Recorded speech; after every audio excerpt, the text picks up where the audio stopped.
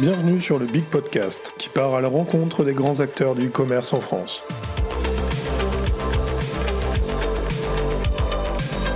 Des agences, des solutions technologiques et des e-commerçants vous partagent leurs retours d'expérience et leurs conseils pour optimiser votre e-commerce. L'idée est simple, on se rassemble pour un petit déjeuner convivial et on en profite pour apporter des réponses aux challenges actuels des grandes entreprises. Je suis Adam Birnbaum de BigCommerce, la plateforme de e-commerce qui accompagne des milliers d'entreprises dans leur développement et leur croissance. Excellente écoute!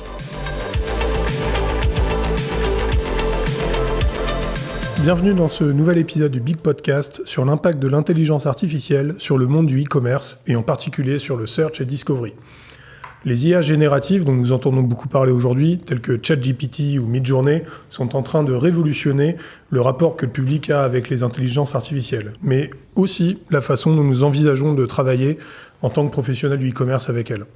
Les algorithmes de recommandation, les chatbots, les assistants virtuels sont de plus en plus sophistiqués, de plus en plus présents, et ils permettent aux marques aujourd'hui d'améliorer l'expérience utilisateur et d'augmenter leurs ventes.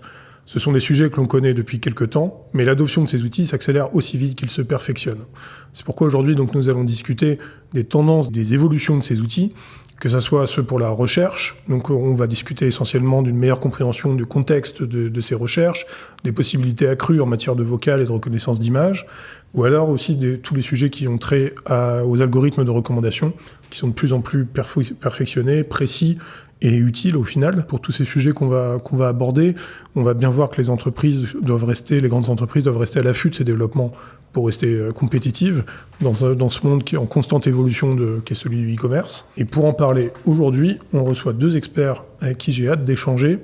On peut souhaiter la bienvenue donc à David Barth, qui est Senior Director Global ESV Partnerships chez Algolia, et Vincent Coutin, qui est spécialiste des partenariats technologiques chez BigCommerce. Est-ce que vous voulez vous présenter en quelques mots et présenter vos entreprises respectives ?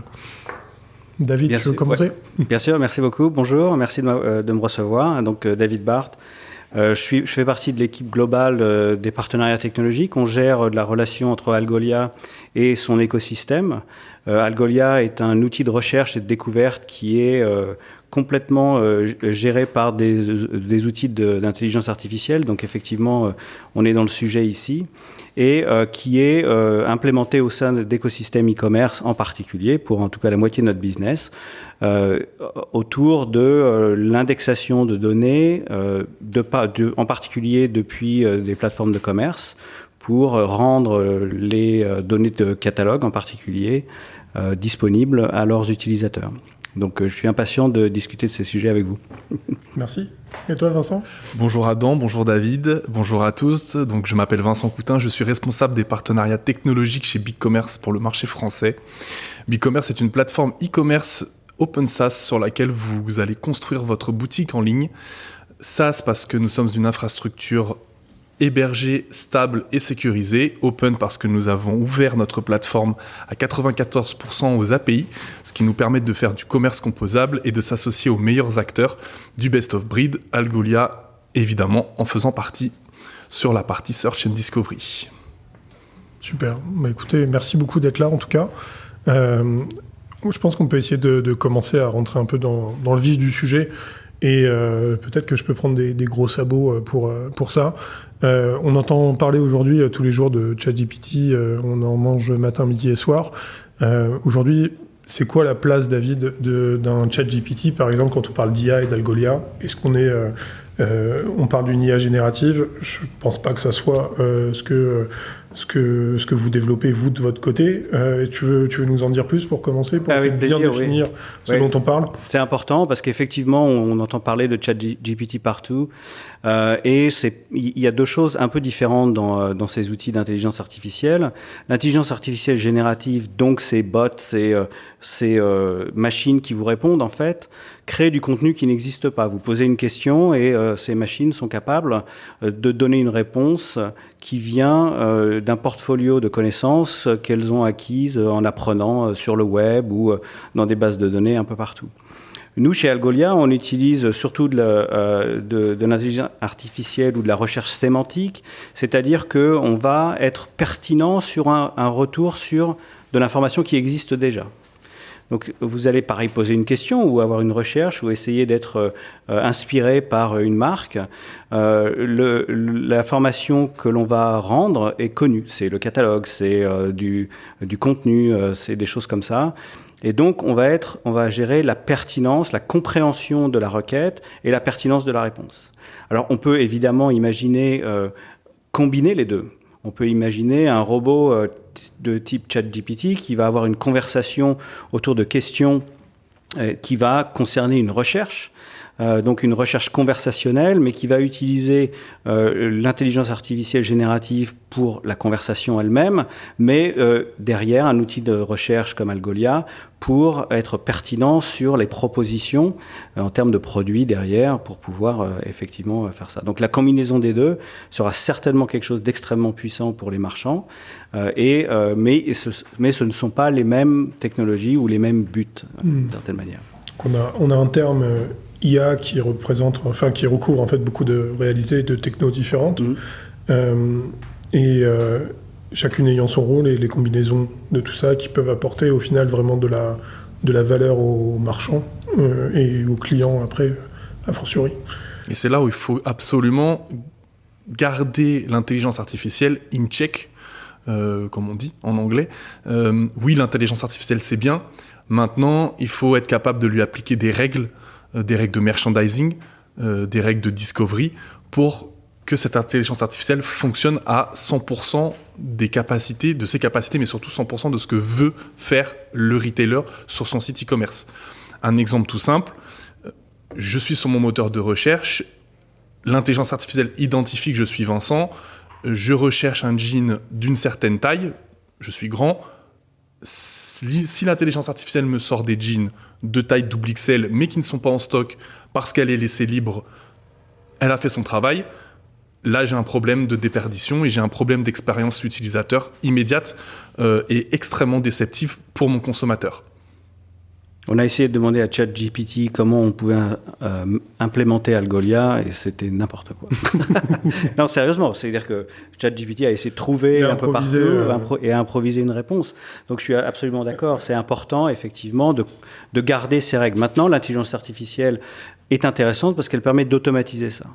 Donc dans la recherche et la découverte, en particulier dans le domaine où on travaille nous, on a ces performances qui arrivent et on va aider les merchandisers à être encore plus efficaces sur tout le catalogue, au lieu d'être efficaces que sur les produits très populaires. Et aussi de permettre d'accélérer la compréhension de synonymes, par exemple, d'accélérer la compréhension de concepts. Pouvoir dire, de pouvoir comprendre le contexte d'une requête. On a été formé pour écrire des mots-clés. C'est-à-dire qu'à chaque fois qu'on se pose une question, on a été formé pour dire, comment je peux demander ça à Google pour qu'il me réponde de façon intelligente ? Évidemment, on réduit les phrases, on prend que les mots-clés, etc. L'intelligence artificielle, et en particulier dans le monde de la recherche, et on pourra en parler un petit peu de ces technologies qui sont en train d'émerger, permet justement de comprendre le contexte des requêtes et d'être beaucoup plus pertinent. Imagine le potentiel. Une des grandes questions quand on est en dîner de famille, c'est quel vin utiliser. Imagine sur un site de vin, je suis capable de dire je cuisine un plat, une blanquette de veau avec tel ou tel accompagnement. Quel vin me recommandes-tu ? Longue la recherche. Imagine que tu es capable de sortir exactement le bon vin qu'il y a en stock. On peut aller très loin dans les use cases et dans l'utilité de l'amélioration de l'expérience utilisateur en ligne. Ça, on touche un peu le sujet au final de la place de cette IA dans la stratégie commerciale d'une entreprise. D'après vous, quelle doit être la place de cette IA ? Est-ce que c'est au final un moyen comme un autre ? Est-ce que ça doit être l'IA for the sake of IA ? C'est quoi pour vous l'idée clé qu'il faut essayer de retenir là-dessus ? Et est-ce que c'est... Et une question connexe que j'avais aussi à vous poser, c'est est-ce que c'est quelque chose qui permet réellement de se différencier aussi et de se démarquer de la concurrence parfois ? Alors moi, je pense que oui et oui. Non, c'est pas oui et oui la réponse. C'est l'IA, et tu as vachement raison, doit être contrôlée par le marchand. Mais elle va amener des choses extrêmement importantes pour se différencier au travers de deux choses qui sont, un, la personnalisation et deux, les recommandations.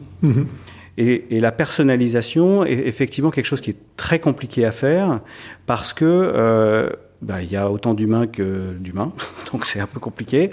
Et chacun est différent à chaque fois, il y a des langages différents, il y a énormément de choses qui sont différentes. Et nos clients en particulier passent énormément de temps à essayer de gérer ça à travers des règles, etc. L'intelligence artificielle va permettre comme je l'ai dit avant, d'accélérer tout ça. Donc la place de l'intelligence artificielle doit être intrinsèquement incluse dans la stratégie du marchand. Maintenant, je ne suis pas sûr que les marchands doivent développer des armées de data scientists et d'être capables de comprendre ce qui se passe dans l'intelligence artificielle. Algolia et d'autres, BigCommerce, injectent de l'intelligence artificielle dans leurs produits pour une très bonne raison, pour être capable justement d'accélérer ces moments qu'on est en train de faire. Donc c'est important de mettre ça au centre de l'expérience client dans ces deux domaines-là, dans le domaine de la personnalisation et des recommandations. Et derrière, c'est vrai que ces recommandations, c'est là qu'on voit la fusion entre les deux technologies dont on parlait, qui permettent de vendre un peu tout. Je vous donne un exemple en particulier où ça va être très intéressant, c'est pour les marketplaces. Les marketplaces, c'est une invention extraordinaire. Ça a explosé depuis quelques années parce qu'effectivement, les gens sont arrivés en ligne, les natifs, on les connaît, et puis les nouveaux arrivants dus à la pandémie qui ont découvert le web et qui se sont dit finalement c'est pas mal, je peux faire des choses. Il y a des choses que je peux commander et effectivement ça arrive chez moi. Et donc, le problème que les marketplaces ont, c'est la taille de leur catalogue. C'est monumental. Des millions on a pas mal de clients en France en particulier qui sont des marketplaces. C'est leur problème principal, c'est comment est-ce que je suis pertinent face à des requêtes quand j'ai un catalogue qui est aussi gros. On ne peut pas avoir une armée de gens qui font ça. Et c'est là que l'intelligence artificielle va aider, en automatisant un peu ce genre de choses et en étant de plus en plus pertinent et en apprenant. En étant capable de reconnaître du langage. Dans l'intelligence artificielle, il y a tout ce qui est reconnaissance de langage, reconnaissance de la voix, reconnaissance des images. Donc imaginez, c'est enthousiasmant de se dire on va pouvoir proposer tout ça à nos clients. Il suffit de prendre une photo et hop, je vais être pertinent. Donc tout ça sont des choses qui arrivent et qui vont aider les marchands. Et donc il faut garder ça dans leur stratégie, sans pour autant se dire il faut que je comprenne les 0 et les 1 dans cette technologie, quoi. Et du coup, oui, exactement, pour te répondre, oui, moi j'y crois à double titre à la fois en tant que plateforme e-commerce et en tant que consommateur, parce que je pense que l'IA va enlever des douleurs de navigation et expertiser en fait le consommateur. Je m'explique par des use cases, par exemple dans l'électronique, des achats d'un matériel et la compatibilité avec un autre matériel. Je n'ai plus besoin d'aller vérifier la fiche description de 150 lignes. Je sais que l'intelligence artificielle me pousse un matériel compatible et j'en suis sûr à 100%. Une huile moteur, si je suis sur un site de vente de pièces automobiles. Un shop visual merchandising, shop de look, si je suis très mauvais en mode. Si j'achète une chemise, quel chino m'est recommandé? Et ça m'expertise en fait dans mon expérience navigateur. C'est comme si j'avais un personal shopper à côté de moi. Donc, j'y crois à fond pour améliorer l'expérience client. Oui, oui et oui. Et justement, là, cette IA qui va te proposer des choses qui sont compatibles avec toi, qui sont la plus adaptées à toi, ça amène un sujet aussi qui est que cette IA, il faut qu'elle te connaisse. Et donc, quel est pour vous, et on peut commencer par David, quel est le sujet au niveau des données personnelles pour toi, au niveau d'Algolia, puisque au final, on a l'impression que cette intelligence artificielle, elle doit presque te connaître intimement pour te recommander les bonnes choses, pour te personnaliser ton expérience, etc. Donc, comment est-ce que c'est géré? Quels sont les risques en matière de données personnelles ou non? Et qu'est-ce que ça veut dire au final pour le consommateur à ce niveau-là? Alors c'est vrai que c'est un sujet qui est important et en plus en Europe, on est très très proche de ça, beaucoup plus qu'en Amérique du Nord par exemple. Mais il faut bien comprendre, et on le voit bien, et je pense que beaucoup de gens comprennent ça, c'est-à-dire que la personnalisation, bien qu'on essaie de vous le faire croire, elle n'est pas complètement individuelle. C'est-à-dire qu'on fait toujours partie d'un groupe, on fait toujours partie d'une tribu, on fait toujours partie d'un segment, on fait toujours partie de quelque chose. Ce qui la rend individuelle, c'est d'une part l'intersection de multiples segments, de pouvoir dire, voilà, je sais décrire Adam parce que j'ai des informations sur lui, et j'y reviendrai, mais aussi j'ai des informations sur la navigation qui est en train de se passer, et je suis capable d'adapter immédiatement ma réponse à cette navigation. J'ai peut-être des informations à travers les cookies et autres de ce qui s'est passé avant. J'imagine que c'est Adam parce que c'est le même browser, mais peut-être que c'est ton frère ou ta sœur, mais c'est pas grave. Peut-être un ordinateur partagé. Voilà. Mais on peut inférer quelque part que ce browser, il y a eu plusieurs visites et il y a eu des achats, etc. Donc on peut inférer beaucoup de choses qui sont pas en fait, je connais Adam. Maintenant, c'est vrai que les marchands vont avoir des informations personnelles sur toi, si tu as acheté, et quelquefois, sur leur site, tu vas t'identifier. Nous, chez Algolia, on n'a pas ces informations. Nos clients nous passent un identifiant, et cet identifiant est lié à un certain nombre de règles, à un certain nombre de logiques, et on y applique ensuite, à travers l'intelligence artificielle, toutes ces logiques dont je parlais, de gestion de la pertinence en fonction de la navigation, etc. Donc on protège nos clients, les clients de nos clients, justement, en n'ayant pas à stocker ces données-là. Donc en fait, c'est pas je connais Adam, c'est je connais le comportement d'Adam. Oui, d'une certaine manière. Et je le lie à d'autres. Et encore une fois, c'est cette logique de proximité, c'est-à-dire qu'Adam, il ressemble un peu à quelqu'un d'autre. Voilà. Sûrement. Voilà. Et l'autre partie, c'est qu'ensuite, on est aussi capable d'appliquer toute la pertinence qu'on a appris avec la foule, avec tout le monde.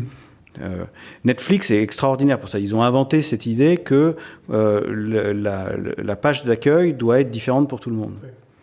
Et ça, c'est quand même... tout le monde l'attend, ça, maintenant. Donc, vous ne pouvez plus avoir une page d'accueil bête et méchante. Il faut que ce soit quelque part pertinent. Même si ça peut parfois ne pas nous empêcher de passer une soirée à scroller pour chercher c'est le sûr, bon film. C'est certain, mais quelque part, cette logique... Je pense que le rêve d'un marchand, d'une certaine manière, c'est de dire comment je fais pour que quand Adam rentre dans mon magasin se réorganise en fonction de ce que je sais ou ce que j'infère sur qui est Adam. Et c'est ça qu'on est en train de peaufiner avec l'intelligence artificielle. C'est de pouvoir être encore plus pertinente dans cette logique-là. Et désolé si j'ai cassé ton espoir d'être connu en tant qu'individuel. C'est pas grave, je crois que je commençais à m'y faire. Maintenant qu'on voit quel est l'intérêt au final de cette intelligence artificielle et de ces sujets-là, c'est quoi les freins qu'on peut rencontrer au niveau de vos clients, à vous, côté BigCommerce ou côté Algolia, pour l'adoption justement de ces outils-là? De quoi vous entendez parler sur le terrain? De quoi les gens peuvent avoir peur? Ou quelles sont les choses qui peuvent les freiner alors que ça a l'air quand même particulièrement utile et d'actualiser? En fait, plutôt que parler de freins, je vais te parler comment on enlève des freins. Et c'est ça que BigCommerce veut pousser, notamment via le discours de commerce composable, de composabilité. Le constat est qu'aujourd'hui, une grande partie des retailers, sur leur partie online, concentrent la majeure partie de leur investissement, temps, métier et finance, sur des briques qui ne leur génèrent pas de revenus, qui ne sont pas la couche de présentation que voit n'importe quel consommateur quand il va sur le site internet en ligne. C'est-à-dire la plateforme, les licences, le coût de la licence de la plateforme, ses upgrades, la maintenance, la performance, l'hébergement, la sécurité et le support des applications qui sont liées à ce site internet.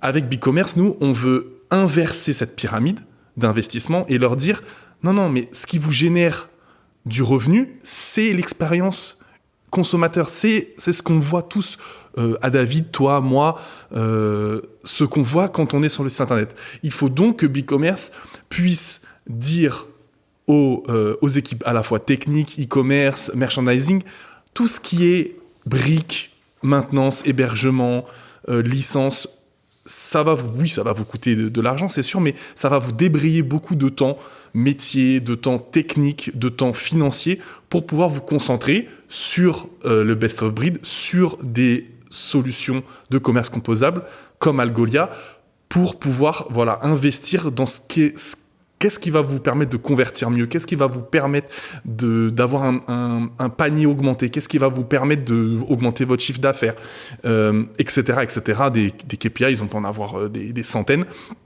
Et c'est ça, en fait, que je voudrais passer comme message dans ce podcast. Plutôt parler de freins, plutôt comment BigCommerce essaye d'enlever des freins sur cette partie-là par ce biais-là. Je suis aligné à ça parce qu'effectivement, on voit beaucoup de clients qui sont dans une habitude. On voudrait gérer un point particulier, mais à cause de notre infrastructure qui est relativement intégrée, on est obligé, on touche un peu à tout à chaque fois. Ça coûte énormément d'argent, c'est compliqué. Donc il y a une espèce d'abandon, ou alors on construit un pansement au-dessus et on fait quelque chose de différent. Je pense qu'avec l'approche composable, justement, on permet d'avancer dans ce domaine-là.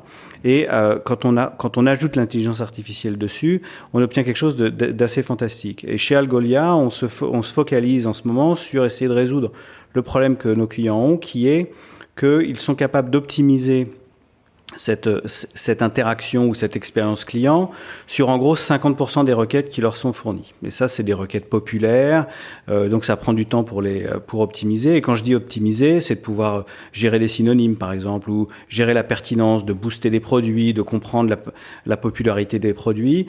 Et donc ça, les clients, avec les produits comme Algolia aujourd'hui, on est extrêmement fort et nous sommes les meilleurs au monde pour gérer ça avec cette technologie qui est les technologies des mots-clés et donc d'optimiser sur en gros la moitié des requêtes.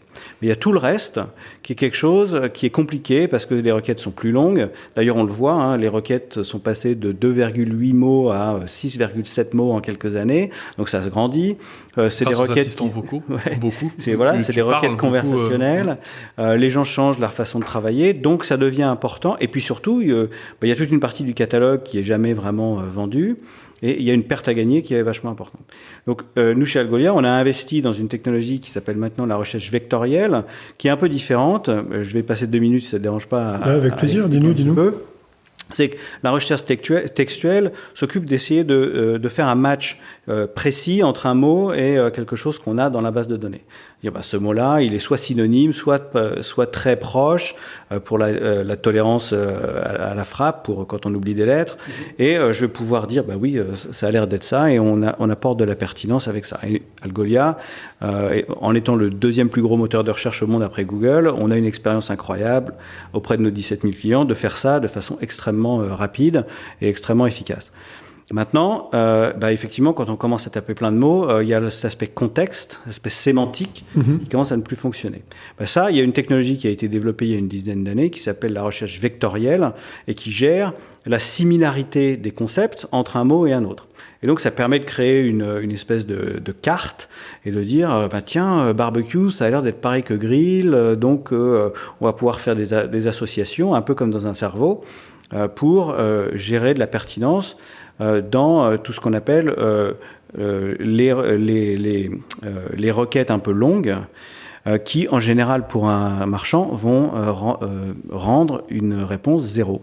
Nous n'avons pas trouvé de réponse pour votre requête. Ce qui est catastrophique. Et ça, c'est une perte à gagner qui est vachement importante parce qu'en fait, je cherche, on va reprendre un exemple. C'est ce que j'allais te demander, si tu pouvais nous illustrer. Je cherche une veste habillée pour une soirée au ski en mars. La recherche textuelle va voir veste et ski. Ça doit être une veste de ski. Donc, si en plus je suis dans une marketplace qui vend des affaires de sport, qui vend un panel de choses, y compris des affaires de sport, je vais avoir des vestes de ski. Bon, raté. C'est pas lui ce que je cherchais. Je cherchais une veste de smoking en velours donc la recherche vectorielle va comprendre les associations d'idées entre veste, ski, soirée habillée, etc. Et va dire ça doit être une veste un peu chaude. Ou alors je vais chercher un appareil pour faire du café au lait. Il y a une grande chance que ça ne donne rien.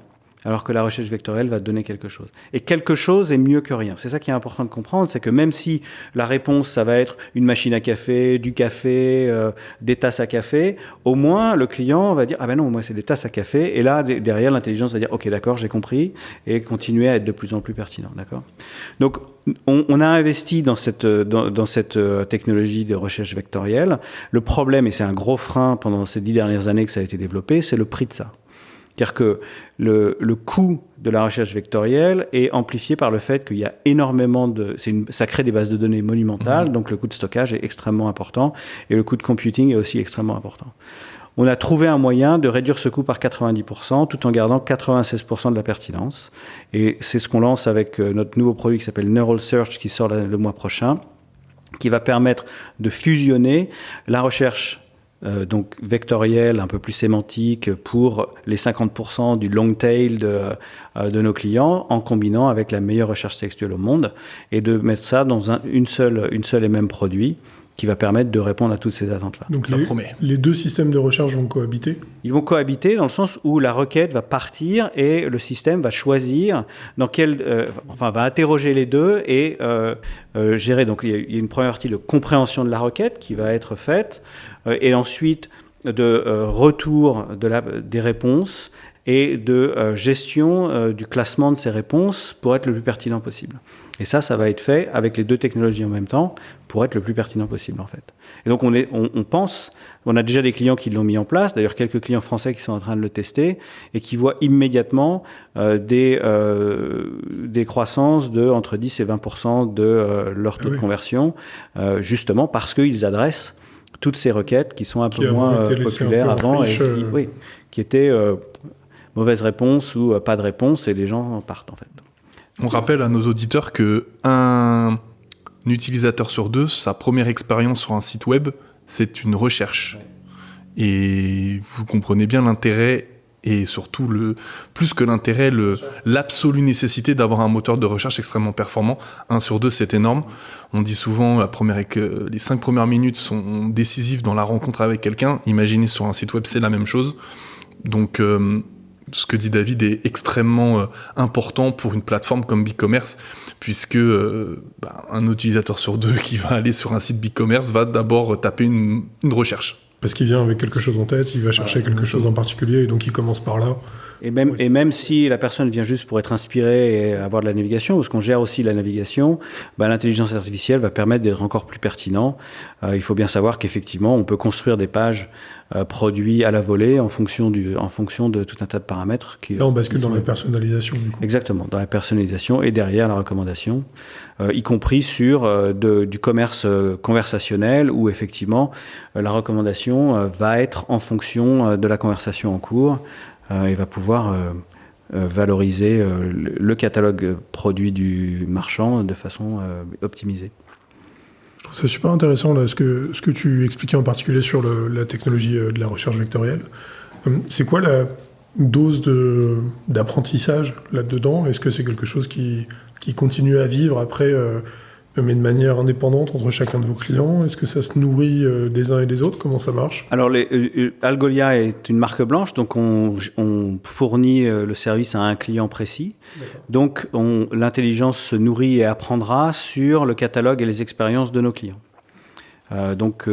Client A et client B ne partageront pas l'apprentissage de l'intelligence artificielle, ça sera en fonction de leur catalogue produit, en fonction de la direction de leur merchandiser et de leur stratégie commerciale, en fonction de l'implémentation qu'ils mettent en place. Ouais. Ce qui veut dire que par contre, dans leur contexte circonscrit, ça sera d'autant plus efficace du coup. Tout à fait. Et ces phases-là d'apprentissage et perfectionnement, du coup, vous les avez menées en interne. Comment ça s'est passé ? On a des clients qui sont en phase de bêta aujourd'hui, donc justement pour faire ça. Alors nous, on a fait des tests évidemment en interne avec des bases de données qu'on a mis en place. C'est notre démo. D'ailleurs, si quelqu'un est intéressé, on peut montrer ça. Mais effectivement, donc on a fait travailler nos outils en fonction de ça, et puis ensuite on a mis ça en place vers nos clients. Alors, il faut bien savoir qu'une intelligence artificielle a un minimum de connaissances. L'idée, c'est l'intelligence artificielle, si j'en étais une, je sais parler français, je ne connais pas les expressions que tu emploies, les potentielles, j'allais dire expressions tribales, mais la façon dont tu interagis avec ta famille, avec tes amis, et c'est ça que j'apprends. À ton contact, je vais apprendre comment est-ce que mon échange, ma conversation, ma langue doit évoluer pour s'adapter à une optimisation de notre échange. Et c'est un peu ça. C'est-à-dire qu'il y a effectivement une connaissance de base qui est là. Je sais parler français, je dois m'adapter au français que tu parles. Et du coup, pour chaque personne, indépendamment? Pour chaque personne, ce sera un petit peu différent. Top, super. Écoute, c'est vraiment passionnant, je trouve, comme sujet. Et je suis très content qu'on puisse l'aborder comme ça aujourd'hui. Et du coup, pour vous, au final, c'est quoi ce qui, dans les prochaines années, va avoir le plus d'impact dans l'évolution là, de cette intelligence artificielle? Comme on le disait au début, on voit qu'aujourd'hui, il y a des nouveaux outils, des nouveaux usages qui naissent tous les jours. Hier encore, je lisais un article sur des plugins qui vont chercher sur ChatGPT et qui sont capables d'aller créer des prompts automatiquement, et donc une espèce d'intelligence artificielle qui pilote une autre intelligence artificielle. Donc voilà, ça fourmille, ça foisonne, on voit qu'il y a plein de nouveautés. Si on se reconcentre un peu sur l'intelligence artificielle dans le cadre du e-commerce, c'est quoi pour vous les principaux points qu'il va falloir surveiller dans les prochaines années, et les impacts prioritaires pour les marchands? Ça va être important. Je crois que c'est le patron de Google qui a dit que c'était aussi important que l'invention du feu pour les humains. Alors, il va peut-être un peu loin, mais on ne sait pas, parce que effectivement, ça a explosé depuis 2 ans, ça va dans tous les sens, etc. J'ai 2-3 conseils. Vous n'êtes pas obligé de mettre ChatGPT dans votre site web. C'est pas... Même si tout le monde va vous demander, vous pouvez trouver un badge, etc., etc. Donc il faut adresser ce sujet-là, effectivement, mais ça ne sera pas résolu par juste prendre une licence chez Microsoft et mettre ChatGPT dans le site web. Et ça ne sera pas résolu non plus en ignorant complètement ChatGPT. Je pense que ce qui est important, c'est d'appliquer l'intelligence artificielle là où c'est le plus efficace pour vous. Et pour ça, j'aurais juste mentionné quelque chose, c'est que ça ne veut pas dire que l'intelligence artificielle doit être sur le site web et puis c'est tout. Non, ça peut être très pertinent pour certains marchands d'amener l'intelligence artificielle dans les mains de leurs vendeurs, dans leurs magasins physiques. Il y a certainement, on a un client en particulier aux États-Unis qui s'appelle Harry Rosen, au Canada, pardon. Et ils sont tailleurs, c'est-à-dire qu'ils font des vêtements pour hommes, quasi exclusivement, mais ils fonctionnent sur une logique de conseiller. C'est-à-dire que leur valeur ajoutée, c'est de conseiller les gens, les jeunes hommes ou plus ou moins jeunes, pour qu'ils s'habillent et trouver quelque chose qui leur va bien. Eh bien, ils ont implémenté Algolia en premier dans leur magasin. C'est pour fournir à leurs conseillers en magasin un assistant quelque part pertinent évidemment, on va les accompagner pour mettre ça en place de façon encore mieux avec le nouveau produit. Mais ce qui était intéressant, c'est qu'ils ont commencé par le magasin et ils ont transposé ça sur le web qu'à cause de la pandémie. C'est-à-dire qu'ils n'avaient vraiment pas l'intention, parce que leur business model, c'était vraiment de faire venir les gens dans leur magasin. Et à cause de la pandémie, ils étaient obligés de se gratter la tête vraiment pour dire comment est-ce que je peux reproduire ça en ligne. Et c'était difficile pour eux. C'est fou, c'est-à-dire que tu as eu une utilisation d'un outil digital, search et d'intelligence artificielle hors ligne, au final, en priorité. Exactement. C'est-à-dire que ce qui les intéressait, eux, c'est de créer des assistants pour leurs conseillers, pour pouvoir avoir accès à tout le catalogue, pour pouvoir être encore plus pertinent et pouvoir être... Alors, il y a un aspect business aussi, c'est-à-dire de pouvoir obtenir des merchandisers des conseils, en particulier, on a une promo là-dessus, etc. etc. Donc ça, c'est important. Et donc, en tant que marchand, oui, c'est important de regarder comment l'intelligence artificielle peut avoir un impact sur votre business, mais non, c'est pas forcément sur le site web. C'est pas que là. C'est marrant que tu parles du offline, parce que j'allais justement l'aborder. En fait, les usages sont infinis, et on n'oublie pas que même si on est sur des solutions online, e-commerce principalement, aujourd'hui, la boutique physique reste, je crois, 80% du flux de consommation en France. Je parle vraiment en France, on parle marché français. IMIA, je ne sais pas si c'est aussi large, mais peu importe. Et du coup, c'est aller dans le offline.